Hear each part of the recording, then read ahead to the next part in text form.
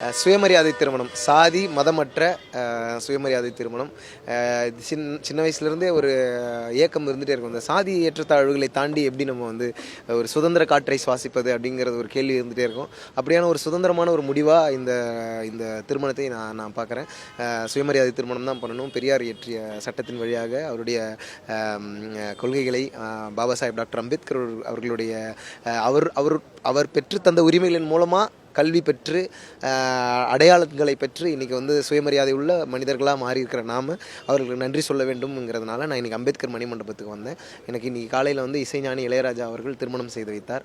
உண்மையிலே வந்து இசையினுடைய ஒரு இறைவன் அப்படி சொல்லலாம். அவருடைய கரங்கள்னால நாங்கள் திருமணம் செய்து கொண்டது. உண்மையாகவே எனக்கு இந்த பாகுபாடுகள் எல்லாத்தையும் தாண்டி இசையாக தான் இணையணுன்றது ஒரு பெரிய தேடலாக இருந்தது. அந்த தேடல் இன்று ஒரு திருமணமாக நடந்தேறி இருக்கிறது. அதனால் எனக்கு இந்த திருமணத்துக்கு உதவிய என்னுடைய குடும்பத்தினர், நண்பர்கள் எல்லோருக்கும், எனக்கு திருமணம் செய்து வைத்த இசைஞானி ஐயா அவர்களுக்கும், என்னை நேரில் வந்து வாழ்த்திய இயக்குனர் நான் பா ரஞ்சித் அவர்களுக்கும், இன்றைக்கி சர்ப்ரைசிங்காக நான் வந்து இந்த மண்டபத்தில் இருக்கும் பொழுது எழுச்சி தமிழர் டாக்டர் திருமாவளவன் அவர்கள் இந்த நிகழ்வுக்கு வந்தாங்க. இங்கே அவர் வேற ஒரு நிகழ்வு பேட்டிக்காக வந்தப்போ நான் இங்கே திருமணம் செய்துக்கிறோன்னு பார்த்து he is very happy.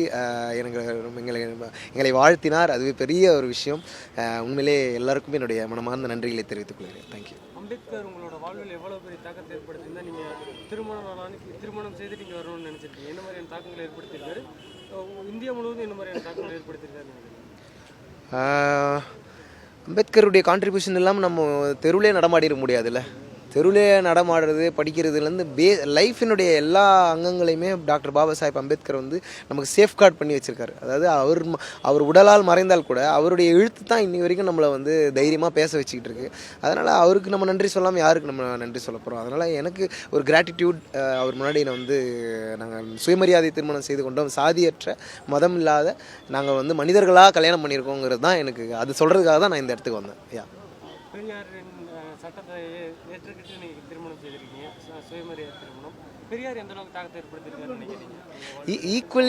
Equally இந்த பெரியாருடைய ஒரு கொட்டேஷன் நான் படித்தேன். 2000 வருடங்களுக்கு முன்பாக இந்த உலகம் எப்படி இருந்தது என்பதை பற்றி எனக்கு கவலை இல்லை. 2000 வருடங்களுக்கு பிறகு இந்த உலகம் எப்படி இருக்க வேண்டும் என்பதை பற்றி தான் நான் கவலைப்படுகிறேன்னு சொல்கிறாரு. அந்த இந்த 4000 வருடங்களுக்குள்ளே தான் நம்ம இருக்கோம். அதனால் இஸ் கிரேட் விஷனரின்னு நான் நினைக்கிறேன். அந்த அவ்வளோ பெரிய விஷன் வைத்திருந்த ஒரு லீடர். என்ன சொல்கிறது, மனித மனங்களை எப்படி சரி செய்வதுங்கிறதான் போராட்டமே ஒழிய வெறுமனே வந்து சாதியை மட்டுமே எதிர்ப்பது, மதங்களை அப்படி கிடையாது. மனித மனமே இங்கே வந்து பண்படாமல் இருக்குது. அந்த பண்பட்ட மனங்களை உருவாக்கிய லீடர்கள் தான் தந்தை பெரியார், டாக்டர் அம்பேத்கர். அவங்களோட ஐடியாலஜிஸ், அவங்க பெற்று தந்த உரிமைகள் மூலமாக நாங்கள் இணைஞ்சிருக்கோங்கிறதுனா அதை நான் பதிவு செய்யணும்னு விரும்பினேன். நீங்கள் வந்து என்னை பேட்டி எடுப்பீங்கன்னு நான் நினைக்க கூட இல்லை. பெரியார் முன்வைத்த மிக முக்கியமானது வந்து பெண்ணுரிமை. அந்த மன வாழ்வில் அதை எப்படி கொண்டு போக போகிறீங்க? ஆமாம், கண்டிப்பாக. அது ஒரு ப்ராக்டிக்கலி அது ஒரு பெரிய பாருங்களேன். நீங்கள் என்கிட்ட தான் பேட்டி எடுத்துருக்கீங்க, அவங்ககிட்ட எடுக்கவே இல்லை.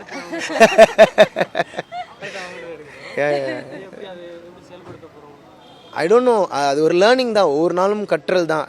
எனக்கு பெரிய தயக்கங்கள், நிறைய குழப்பங்கள் இருந்தது. ஆனால் நான் ஒரு கட்டத்தில் கல்பனா தான் என்னை வந்து சரி செய்தாங்க. என்னை ஹீல் பண்ணது வந்து அவங்க தான். அதனால் பெரியார் சொல்கிற பாயிண்ட் வந்து ரொம்ப முக்கியமானது. பெண்ணுரிமை சார்ந்த பெண்களுக்கான என்ன சொல்கிறது, அனைத்து உரிமைகளும் பாதுகாக்கப்படும் பொழுது அந்த சொசைட்டியே ஹெல்த்தி சொசைட்டியாக இருக்கும்னு நான் நம்புகிறேன். கண்டிப்பாக கல்பனாவும் வந்து அவங்க ஊரில் ஹரிஜன காலனின்னு இருந்த பேரை அழிச்சிட்டு பெரியார் நகர்னு மாற்றினாங்க. அதனால் ஏதோ ஒரு வகையில் பெரியாரும் டாக்டர் அம்பேத்கரும் எங்களுடைய லைஃப்பில் இன்டர்ஃபியர் ஆகிட்டு இருக்காங்க. அவங்க எங்களை வழி நடத்துகிறாங்கன்னு நம்புகிறோம். இதுதான் சரியானதுன்னு எனக்கு தோணுச்சு. பெரிய ஒரு திருமணமாக நம்ம செய்யறதோட நமக்கு கருத்தியலாக ரொம்ப ஸ்ட்ராங்காக வேண்டிய ஒரு பீரியடில் நம்ம இருக்கோம். ஆடம்பரமான வாழ்க்கைகளை விட அடிப்படையான சில புரிதல்கள் இந்த ஸ்டேட்டை பற்றியும் இந்த சமூக சூழலை புரிஞ்சுக்கணுன்றதான் என்னுடைய, அதுக்கு தான் நான் பாட்டு எழுதுகிறேன், பாட்டு பாடுறேன். அதனால் எனக்கு இங்கே வந்து நான் திருமணம் செய்துக்கிறது தான் சரியானதுன்னு எனக்கு தோணுச்சு.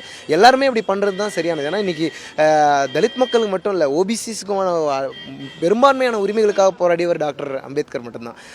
இன்றைக்கு வரைக்கும் அவருடைய உரிமைகள்னால தான் இந்த இந்திய சமூகமே வந்து என்ன சொல்கிறது, வி ஆர் ஆல் என்ஜாயிங். நம்முடைய உழைப்பின் சுவைகளை நம்ம வந்து அனுபவிக்கிறோம் அப்படின்னா அது வந்து டாக்டர் பாபா சாஹேப் அம்பேத்கர் தான் அதை வந்து ஸ்ட்ராங்கான ஒரு ஃப்ரேம் ஒர்க்காக பண்ணி கொடுத்தது. அதனால் நிச்சயமாக இங்கே வந்து திருமணம் பண்ணிக்கணும்னு எல்லாருமே நான் கேட்பேன். கல்யாணம் பண்ணிக்கணும்னா இங்கே வந்து நீங்கள் பண்ணிங்கன்னா it will be like a true blessing. Thank you.